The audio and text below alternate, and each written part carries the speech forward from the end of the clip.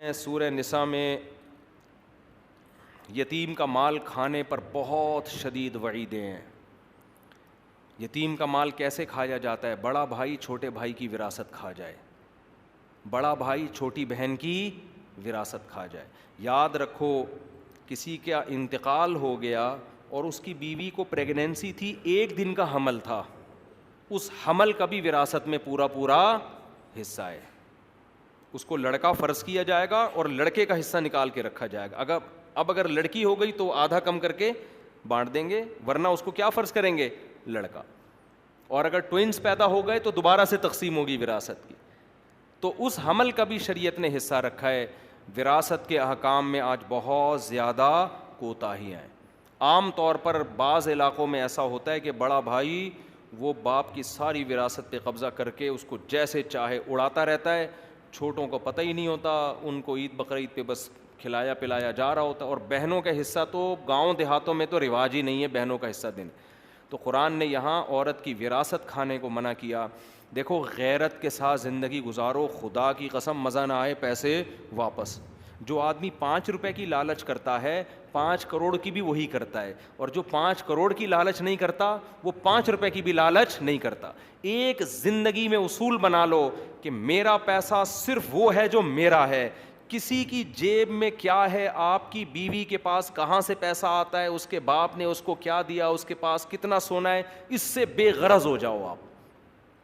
بہت سے مرد اپنی عورتوں کو تنگ کرتے ہیں، تمہارے پاس اتنا پیسہ ہے کہاں چھپا کے رکھا ہوا ہے، تم بتاتی نہیں ہو، تمہارے باپ نے تمہیں اتنا دیا، تمہیں وراثت تمہیں اتنی ملی، کہاں چھپا کے رکھا ہوا ہے۔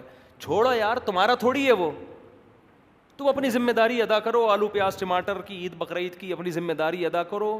بولو بھائی مجھے اللہ نے مرد بنایا، گھر کا سربراہ بنایا، مجھے جو اللہ دے گا، جو میرے حقوق ہیں وہ میں پورا کروں گا۔ عورت پر کو اللہ نے مال دیا، لیکن اس مال میں شوہر کا حق بالکل بھی بولو نہیں ہے۔ یہ اللہ کا قانون ہے بنایا ہوا۔ اس مال میں شوہر کا حصہ مرنے کے بعد تو ہے، زندگی میں نہیں ہے، کوئی حصہ نہیں ہے اس میں۔ حتیٰ کہ بچوں کا بھی ٹوٹل خرچہ کس کے اوپر ہے؟ باپ پر، وہ بھی شریعت نے ماں پر نہیں ڈالا۔ ہاں، عورت کے لیے فضیلت ضرور ہے کہ وہ اپنے شوہر پہ خرچ کرے گی تو ڈبل ثواب ملے گا اس کو، لیکن مرد مطالبہ نہیں کر سکتا، وہ اپنے اختیار سے اپنے میاں کو دے دے کہ آپ بھی اتنا خرچ کرتے ہیں تو مجھے اللہ نے مال دیا ہے، کبھی ضرورت ہو تو آپ کی خدمت میں جناب کی خدمت میں، ٹھیک ہے نا۔ عبداللہ بن مسعود رضی اللہ تعالیٰ عنہ کی زوجہ حضرت عبداللہ بن مسعود بڑے مسکین تھے۔ ہمارے نبی صلی اللہ علیہ وسلم نے خواتین کو ترغیب دی، صدقہ خیرات کی۔ تو حضرت عبداللہ بن مسعود کی زوجہ حضرت زینب وہ نبی کے گھر آئیں اور پوچھا یا رسول اللہ، اچھا انہوں نے حضرت عبداللہ بن مسعود سے پہلے پوچھا کہ میں آپ کو صدقہ دے سکتی ہوں، آپ میرے شوہر ہیں، کیا نبی سے آپ جا کے پوچھ لیں گے؟ عبداللہ بن مسعود کو شرم آئی کہ میں اپنے بارے میں کس سے جا کے پوچھوں؟ نبی سے، کہ میری بیوی مجھے پیسے دینا چاہتی ہے، کیا اس کو صدقے کا ثواب ملے گا؟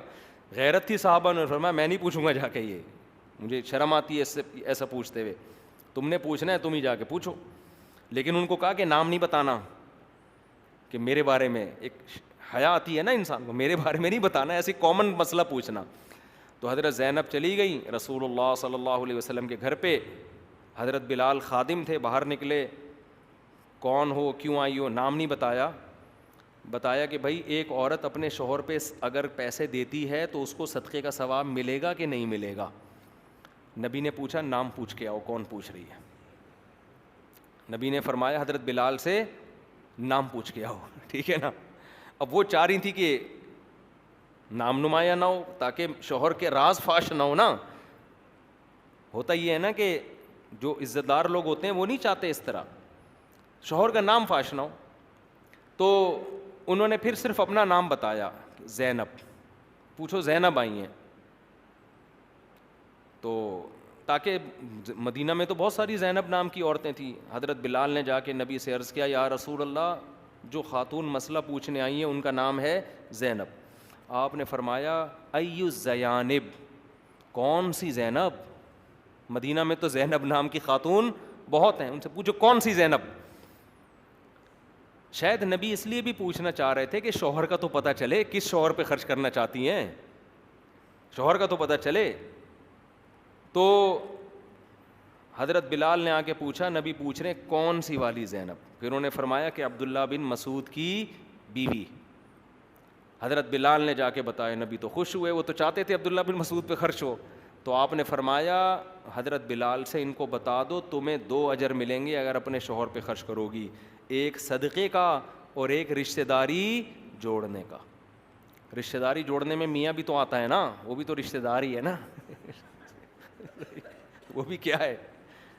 تو عورت اگر اپنے شوہر پہ خرچ کرے, لیکن شوہر لالچی نہ ہو. جو لالچی میاں ہے نا, ان کی عورتوں کو میں منع کرتا ہوں کہ اپنے شوہروں پہ خرچ کرو. پتہ نہیں لالچی لوگوں سے کچھ شاید ذاتی طور پر ہمیں کوئی بغض ہے. لالچی آدمی کو 5 روپے بھی کھلانے کا دل نہیں کرتا, اس سے اس کی لالچ اور بڑھتی ہے. مستغنی ہو آدمی, عورت کے مال پہ نظر نہ رکھے, پھر عورت کو چاہیے اس پہ بھی. بلکہ عورت کچھ اگر شوہر غیرت مند ہے, عورت کو بولے بھائی میرا مال میرا ہے ہی نہیں, ہم اور آپ ایک ہیں, تو مال بھی ہمارا کیا ہے, ایک ہے. آپ کو جب ضرورت ہو آپ لے لیجیے. عورت کو تو یہی کرنا چاہیے, لیکن مرد کو چاہیے وہ اپنی بیوی کے مال پہ نظر بولو نہ رکھے. سمجھتے ہو کہ نہیں سمجھتے؟ ہاں ایک بات. دوسری بات یہ کہ عورت پر شوہر کا خرچہ بالکل بھی نہیں ہے, چاہے کتنی کروڑ پتی ہو. عورت پر اپنا خرچہ بھی شوہر کے ذمے ہے, چاہے جتنی کروڑ پتی ہو, اس کا اپنا خرچہ کس پر ہے؟ شوہر. لیکن علاج میں نہیں ہے ایسا. بعض خواتین کو یہ مسئلہ معلوم نہیں. جب عورت بیمار ہوتی ہے نا, علاج بیمار ہوتی ہے, اس کے پاس اگر پیسہ ہے تو شرعاً اپنا علاج اپنے پیسوں سے لازم ہے. شوہر پر بیوی پر علاج کے لیے خرچ کرنا لازم نہیں ہے. ہاں جب خرچ کرے جب بیوی کے پاس پیسے نہ ہو. سمجھتے ہو کہ نہیں سمجھتے؟ اب عورت کروڑ پتی ہے, علاج آغا خان میں چل رہا ہے, میاں بیچارہ خرچ کر کر کے اس کے بنیان بک رہے ہیں مارکیٹ میں, سمجھ رہے ہیں نا, وہ بنیان سے بھی گیا. تو یہاں بعض خواتین کی طرف سے پھر زیادتی ہوتی ہے. تو علاج کا جو خرچہ ہے, اگر پیسہ ہے, پیسہ نہیں ہے تو پھر تو شوہر کی اخلاقی ذمہ داری ہے, وہ بیچاری کہاں سے کرے گی. اگر اس کے پاس پیسہ ہے, دیکھو اگر عورت کے پاس 1 کروڑ روپے بھی ہیں, آلو پیاز ٹماٹر کا خرچہ پھر بھی کس کے ذمے ہے؟ شوہر کے ذمے, چاہے وہ رکشہ چلا رہا ہو, کیونکہ یہ نان نفقے میں آتا ہے. علاج نان نفقے میں نہیں آتا, سمجھتے ہیں؟ نان نفقہ کس کے ذمے ہے؟ شوہر کے ذمے, چاہے وہ غریب ہے. لیکن علاج نان نفقے میں نہیں آتا. ہر آدمی کا علاج اصل میں اس کے اپنے پیسوں سے ہوتا ہے. جیسے آپ اگر مر جائیں گے نا, تو آپ کے کفن دفن کا خرچہ سب سے پہلے آپ کے خرچے پہ ہوگا. تبھی وراثت میں تھے سب سے پہلے کیا نکالا جاتا ہے؟ کفن دفن کا خرچہ. تو اسی طرح بیماری میں علاج کا خرچہ سب سے پہلے کس پر ہے؟ آپ پر. آپ کے ابا بیمار ہیں تو ان کا علاج سب سے پہلے ان کے پیسوں سے ہوگا. اماں بیمار ہیں تو اماں کا علاج سب سے پہلے اماں کے پیسوں سے ہوگا. بھائی بیمار ہے تو بھائی کا علاج سب سے پہلے بھائی کے, آپ بیمار ہیں تو آپ کا علاج سب سے پہلے آپ کے پیسوں سے. وہ ختم ہو جائیں پھر ادھر ادھر تعاون ہوگا. تو یہ بھی ایک اہم ترین مسئلہ ہے جو ہماری خواتین کو معلوم نہیں ہے. ایک افراط و تفریط ہے نا. یورپ میں شوہر اپنی بیوی کو 5 روپے کی چائے بھی نہیں پلاتا, اور ہمارے یہاں پورا ہی نچوڑ لیا جاتا ہے میاں کو. تو اعتدال اس میں ضروری ہے. تو اس لیے خواتین کو بولو کہ جب علاج ہونا تو پھر پہلے اپنے پیسے. لیکن ہمارے ہاں مرد الحمدللہ ایسا کرتے نہیں ہیں, بیوی کے پاس پیسہ ہو